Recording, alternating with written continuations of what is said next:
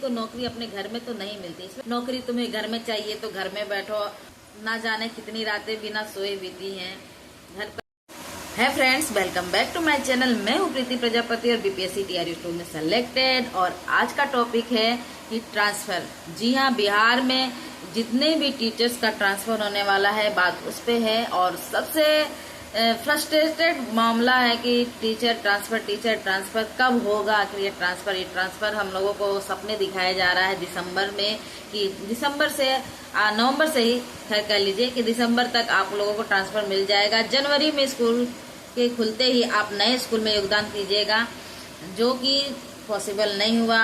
एक एक दिन एक एक महीना पार करते हुए ये आया कि मई लास्ट तक आपका ट्रांसफर हो जाएगा और मई लास्ट में आप नए स्कूल में ज्वाइन कीजिएगा। इसके बाद ये खबर आ रही है कि अब जून का जो गर्मी छुट्टी है, गर्मी छुट्टी के खत्म होते ही हमारा ट्रांसफर हो जाएगा और हम नए विद्यालय में अपना ज्वाइनिंग करेंगे। पर ये सब कैसे संभव है, कुछ समझ में नहीं आ रहा है।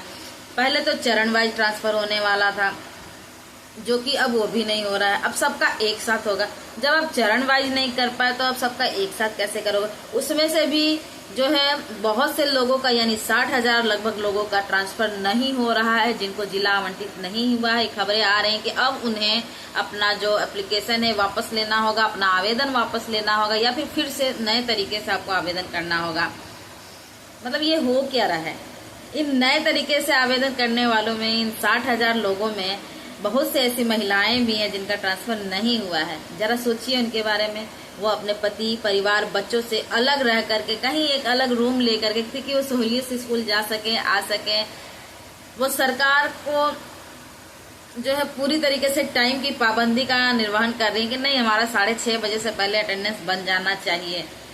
दौड़ते भागते ना जाने कितनों का एक्सीडेंट हो रहा है।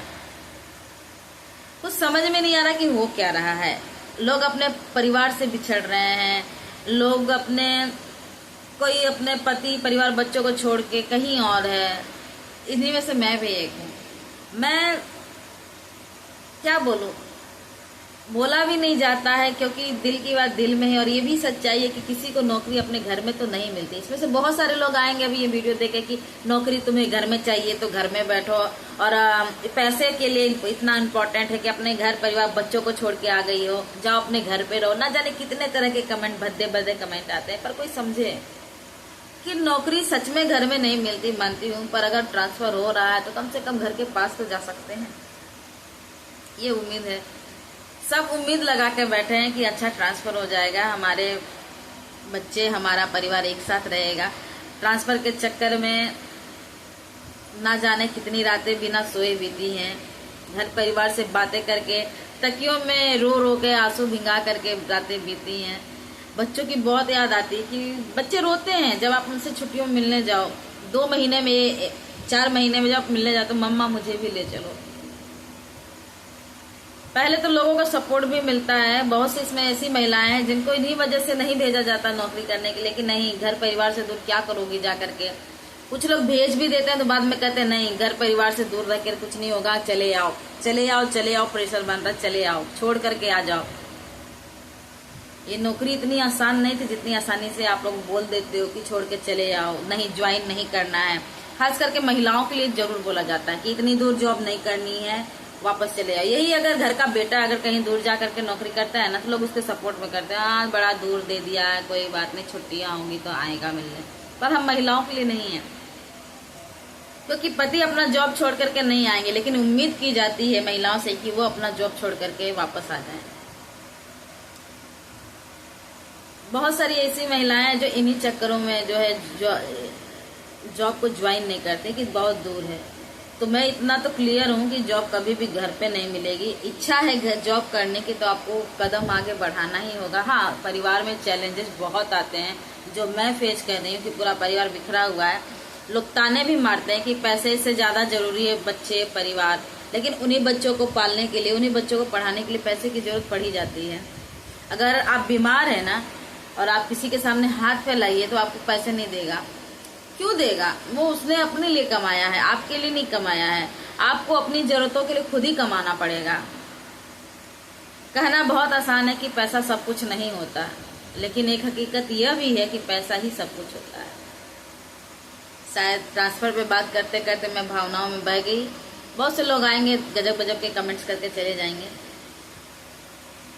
रात के 10:30 बज रहे हैं, मैं एकदम परेशान हूँ, नींद आ नहीं रही है। सुबह स्कूल जाना है, आंखों में नींद है लेकिन सोने का मन नहीं कर रहा है। जैसे बैठी थी वैसे ही वीडियो शूट कर रही हूँ। दिल में कसक सी है, काश परिवार साथ होता, पर ऐसा संभव नहीं है। ये दिमाग कहता है, दिल चाहता है कि परिवार साथ रहे, लेकिन दिमाग कहता है संभव नहीं है। अब इस दिमाग और दिल की लड़ाई में जीत किसकी होती है ये तो वक्त बताएगा। देखते हैं आगे आगे होता क्या है। पर मैं यही कहना चाहूंगी, उन 60,000 में बहुत सी महिलाएं भी हैं जो अपने घर परिवार को छोड़ करके कहीं एक अलग रूम लेके रह रही हैं। लोगों को उन पे नजरें मिली हुई है, लगी हुई है, टिकी हुई है कि इनके घर से कोई इनसे मिलने नहीं आ रहा है। क्या बात है। घर में सभी लोग जॉब में हैं, सब अपनी अपनी लाइफ में बिजी हैं, कोई कैसे मिलने आ सकता है। वो अकेली है, वो हर जगह जा करके अपने घर परिवार से मिल लेती है। वो रात में ट्रेन पकड़ने जाती है तो लोग उस पर उंगलियां उठाते हैं। तो वो कहीं बाहर जाके हंस बोल नहीं सकती। वो शाम ढलते बाजार नहीं जा सकती अपने घर के सामान लाने के लिए। एक तो वो थके आ रहे स्कूल आती है, अगर वो स्कूल से आ करके चली जाती शाम को बाजार लाने, तो लोगों की तीखी नजरें उनको परेशान करती हैं ना। आप एग्री हो गए या नहीं हो गए मुझे नहीं पता, दिल की बात है जो मैंने निकाल दी। लेकिन सरकार से एक ही निवेदन है कि प्लीज अगर संभव है तो सबको कम से कम उनके जिला तक तो भेज ही दीजिए। उनके जिला में तो भेज ही दीजिए आप। जिला में भी बहुत से लोग, बड़े बड़े जिला हैं, लोग 40 किलोमीटर 50 किलोमीटर दूर हैं, सही बात है। पर जो घर जाने में समय लगता है ना, एक दिन पूरा समय जाने में और एक दिन समय पूरा आने में, अगर 4 दिन की छुट्टी है तो 2 दिन तो आपका सफर में बीतता है, 2 दिन आप बिताते हो। और 2 दिन की छुट्टी होती है तो कहीं कोई जा ही नहीं पाता कि 2 दिन की छुट्टी में हम कहाँ जाएं। ये सारी हकीकत है। अब देखिए आगे क्या होता है। क्या जून में ट्रांसफर हो जाता है, स्कूल अलॉटमेंट हो जाता है, क्या हम नए विद्यालय में पदस्थापित होंगे, मुझे नहीं पता।